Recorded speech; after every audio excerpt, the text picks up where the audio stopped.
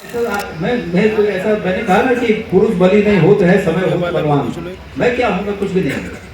ऐसा है, असल में लोग उन पर अविश्वास करने लगे हैं।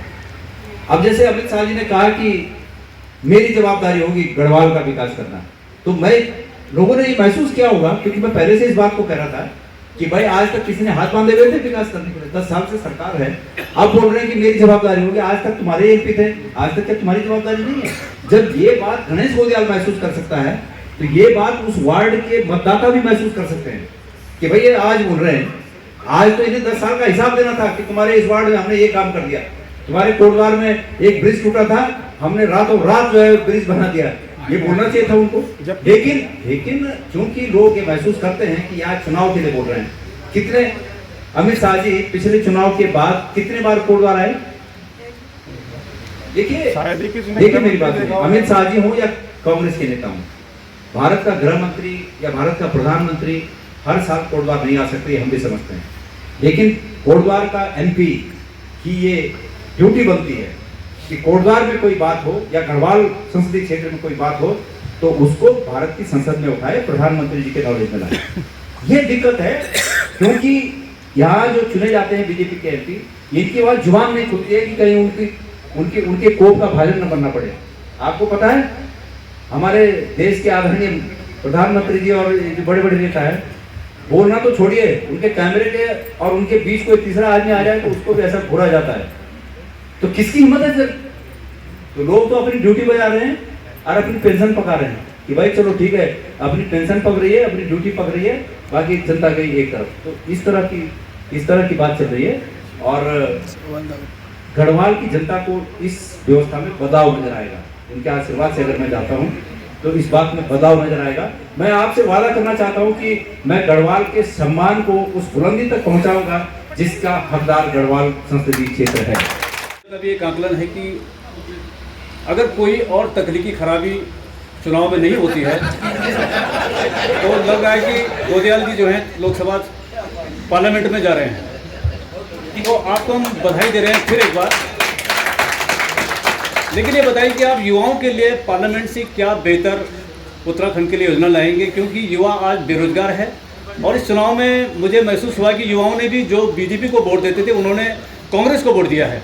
जी तो युवाओं के लिए क्या आप बेहतर प्लानिंग बनाएंगे? ठीक है, आपका प्रश्न ये है कि आप युवाओं के लिए क्या करेंगे। एक उससे पहले आपने जो प्रस्तावना में कहा कि अगर कोई तकनीकी दिक्कत न हुई तो देखिए क्या होता है, अगर किसी इलाके में कोई चोरी होती है ना, तो चोरी होती है तो उस इलाके के जो संदिग्ध चोर होते हैं ना, उन पर पहले शक जाता है कि इन्होंने की होगी, चाहे उसने नहीं की, चाहे बाहर से आके किसी ने चोरी कर दी, पर इलाके का जो बदनाम होता है उस पर शक जाता है कि इसने चोरी तो नहीं कर दी।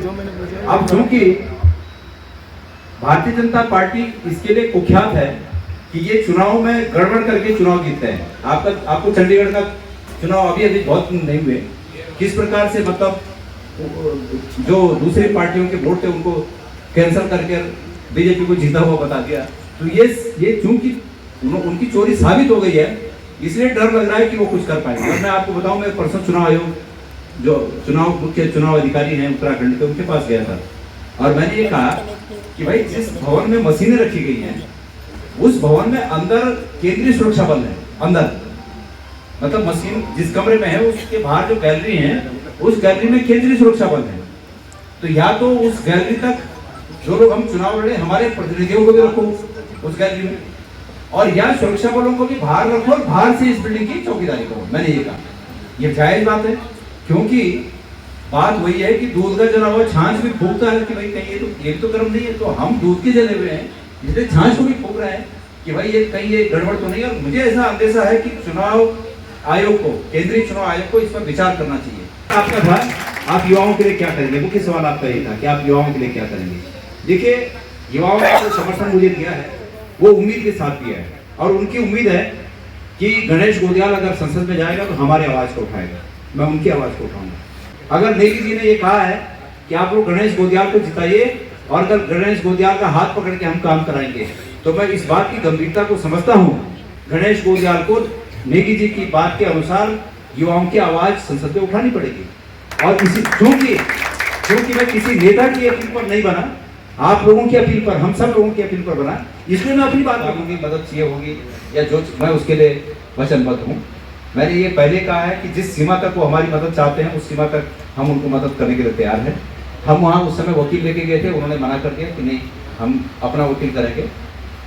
लेकिन अब जबकि मेरा टिकट डिक्लेयर हो गया था तो जो यूपीडी से चुनाव लड़े उन्होंने मुझे कहा कि जरा मिलना है, तो मैं ही चला गया मिलने। मैंने कभी वो नहीं पाला कि मैं कांग्रेस पार्टी का कैंडिडेट हूँ, मैं क्यों मिलूँ, आप आओ, मैं ही चला गया मिलने ऋषिकेश में। तो नेगेटिव जब उनसे बात हुई तो उन्होंने कहा कि आप अपना टिकट वापस कर दो, मुझे कहा। तो मैंने कहा क्यों कर दो? तो उन्होंने कहा कि आपके बड़े नेताओं ने हमसे वादा कर रखा था कि हम आपको चुनाव लड़ाएंगे। किसको? उस व्यक्ति को। अंकिता के माता पिता ने नहीं कहा मुझे, वो नहीं मिले मुझे, और उस व्यक्ति ने कहा जो यूपीडी से चुनाव लड़े कि आपके नेताओं ने कहा कि आपको चुनाव लड़ाएंगे। मैंने कहा भाई अगर हमारे नेताओं ने ये कहा कि आपको चुनाव लड़ाएंगे तो आप टिकट वापस करने के लिए मुझे क्यों कह रहे हैं? आप सीधा वहां बात करो और वो टिकट चेंज कर दें, आपको लड़ा दें। मुझे कोई आपत्ति नहीं, आपके लिए भी काम करूंगा। पर मैं ये कह दूं कि मैं नहीं लड़ता तो ये तो तौहीन होगी पार्टी की। और पार्टी ने मुझे फोन करके हमारे नेताओं ने कहा कि भाई आपको चुनाव लड़ना है। मैंने नेगी जी से बात की कि नेगी जी आप लड़िए। सब ने कहा कि नहीं हमको लड़ना है। तो मैं ऐसा नहीं कर सकता था कि मैं टिकट डिक्लेयर होने के बाद और अपने आप कहूँ कि भाई मैं चुनाव नहीं लड़ता। तो मैंने विनम्रता के साथ उन्हें ये कहा कि भाई आपको जिन्होंने कहा आप उनसे बात करिए। पर जहाँ तक मेरी बात है कि मैं वापस करूँ टिकट, उनका कहना था कि आपसे ज़्यादा मजबूत हम हैं।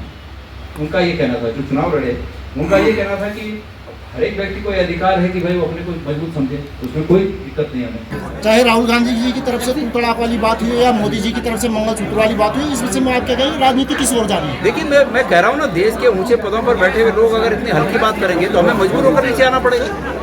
लड़ाई तो लड़नी है ना। और शास्त्रों में कहा गया है सठे साठ्यम समाचरे, सठ के साथ सठ की भाषा में बात करनी चाहिए। क्योंकि अगर सठों के साथ आप अगर पुराणों की बात करोगे तो समझ में नहीं आएगी उनको। तो इसलिए मैं कहता हूँ कि जो ऊंचे पदों पर लोग हैं उन्हें अपनी भाषा में ध्यान रखना चाहिए।